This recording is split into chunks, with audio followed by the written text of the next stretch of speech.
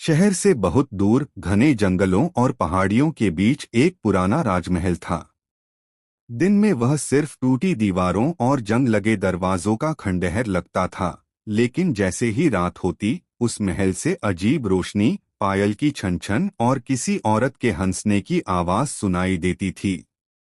गांव के लोग कहते थे कि वह कोई आम भूत नहीं बल्कि महल की यक्षिणी है। जो भी रात में उस महल के अंदर गया वह या तो पागल हो गया या फिर कभी लौटकर नहीं आया। आर्यन एक यूट्यूबर था जिसे डरावनी जगहों की सच्चाई दिखाने का शौक था।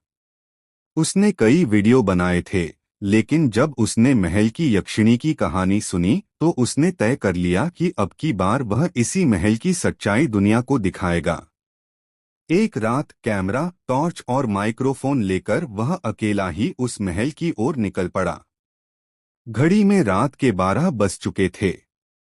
जैसे ही उसने महल का दरवाजा धक्का दिया, वह अपने आप चरमराता हुआ खुल गया, मानो कोई उसका इंतजार कर रहा हो।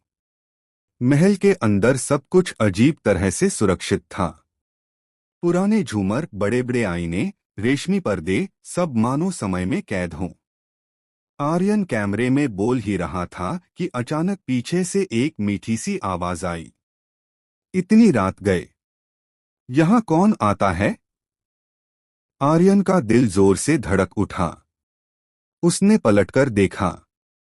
सामने सफेद रेशमी साड़ी में एक बेहद खूबसूरत औरत खड़ी थी।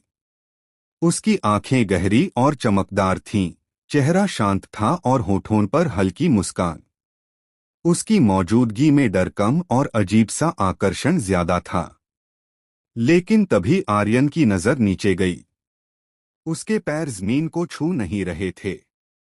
औरत धीरे धीरे उसकी ओर बढ़ी। हवा में हल्की सी खुशबू फैलने लगी। उसने मीठी आवाज में कहा, डरो मत, मैं अकेली हूं। सदियों से किसी का इंतजार कर रही हूं। आर्यन चाहकर भी पीछे नहीं हट पा रहा था। उसका शरीर सुन्न हो गया था। महल की दीवारें जैसे सांस लेने लगीं। आईनों में अजीब परछाइयां दिखने लगीं। तभी आर्यन ने हिम्मत करके कैमरा उठाया और जूम किया। उसी पल औरत की मुस्कान बदल गई। उसकी आंखें लाल हो गईं, चेहरे पर दरारें पड़ गईं और बाल हवा में सर्पों की तरह लहराने लगे। वह गरजती हुई बोली, जो मुझे देख ले वो यहीं का हो जाता है। अचानक महल की दीवारों से चीखों की आवाज आने लगी, ऐसी चीखें जैसे सैकड़ों आत्माएं एक साथ तड़प रही हों। आर्यन डर के मारे पीछे हटा, लेकिन दरवाजा अपने आप बंद हो चुका था। उसे अपने दादा की कही एक बात याद आई। यक्षिणी से बचना हो तो लोहे को जमीन से लगाओ और उसकी आंखों में मत देखो। कांपते हाथों से आर्यन ने जेब से लोहे की चेन निकाली और जमीन पर फेंक दी। जैसे ही चेन जमीन से टकराई, पूरा महल कांप उठा। यक्षिणी ने ऐसी चीख मारी जिसे सुनकर इंसान का खून जम जाए। उसका शरीर धुएं में बदलने लगा, लेकिन जाते जाते वह बोली, मैं गई नहीं हूं, बस छुप गई हूं। अचानक दरवाजा अपने आप खुल गया।